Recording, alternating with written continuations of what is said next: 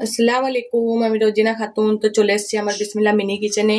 তোমার আগের ভিডিওতে প্রথম কমেন্ট করেছেন ট্যাঙ্গো সস থেকে, আর দ্বিতীয় কমেন্ট করেছেন তুহিনা বিবি। তো থ্যাংক ইউ কমেন্ট করার জন্য।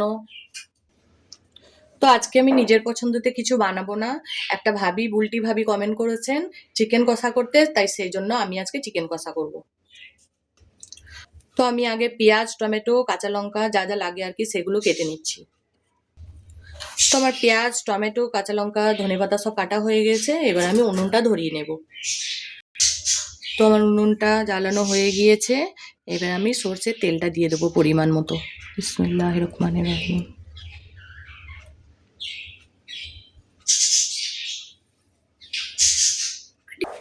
তেলটা আমার গরম হয়ে গিয়েছে, এবার আমি পেঁয়াজটা ঢেলে দেবো।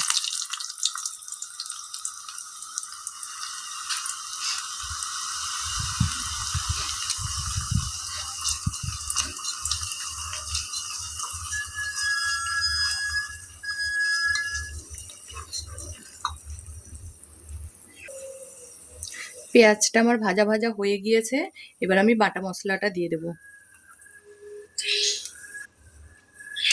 বাটা মশলাটা 1 মিনিটের মতো নেড়ে নেব,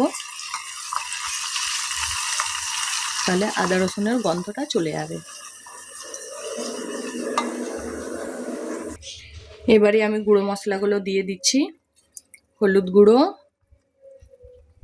লঙ্কা গুঁড়ো, একটু সামান্য জিরে গুঁড়ো দেব, আর দিয়ে দেবো পরিমাণ মতো লবণ। এবারে আমি মশলাটাকে ভালো করে কষিয়ে নিচ্ছি।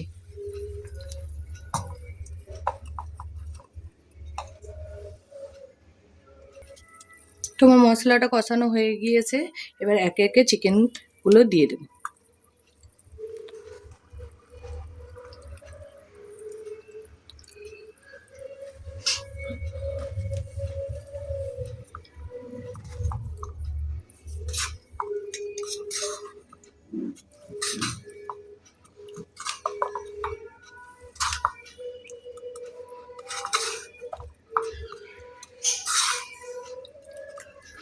কষা চিকেনে কিন্তু একটুও পানি দেবো না, একটুখানিও। তো পানি দিলে সেটা কষা কষা হবে না। যে কোনো কষা জিনিসে পানি দিলে সেটা খারাপ হয়ে যায় টেস্টটা। কষানো জিনিসে একটু তেলটা বেশি লাগে, ওই তেলেই কষানো হয়ে যাবে, সেদ্ধ হয়ে যাবে, রান্নাটাও কমপ্লিট হয়ে যাবে। তো আমি চিকেনটাকে ঢেকে দেব, আর 2 মিনিট পর পর খুলে খুলে একটু করে নেড়ে দেব। এইরকম ভাবে ঢাকনাটা খুলে খুলে তারপরে নেড়ে নেব।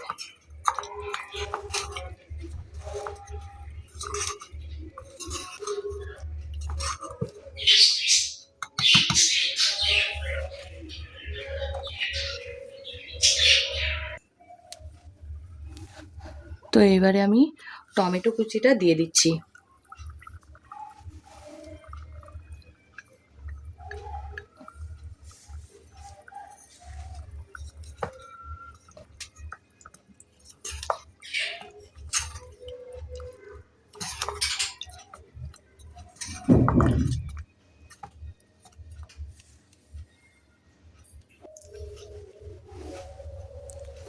তো আমার চিকেনটা এখন রেডি হয়ে গিয়েছে। এবার আমি ওপর থেকে একটু ধনিয়া পাতা দিয়ে দিচ্ছি, আর কাঁচা লঙ্কাটা দিয়ে দিচ্ছি, ঝালের জন্য নয়, ওটা টেস্ট হবে। আর একটা এলাচ দিয়ে দেবো। তো এলাচটা আপনারা একটু লাস্টের দিকে দেবেন, তাহলে এলাচের যে সুন্দর গন্ধটা সেটা মাংসর মধ্যে থাকবে। প্রথমেই দিয়ে দিলে এলাচের গন্ধটা অতটা বোঝা যায় না। তো এবারে এটা টেস্ট করার পালা।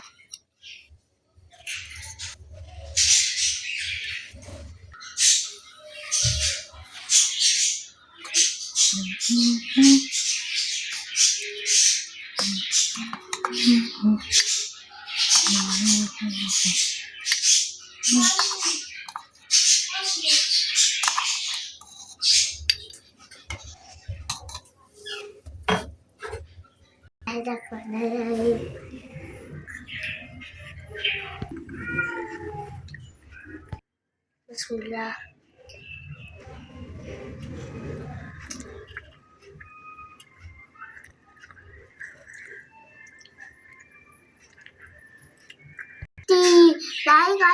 share, subscribe.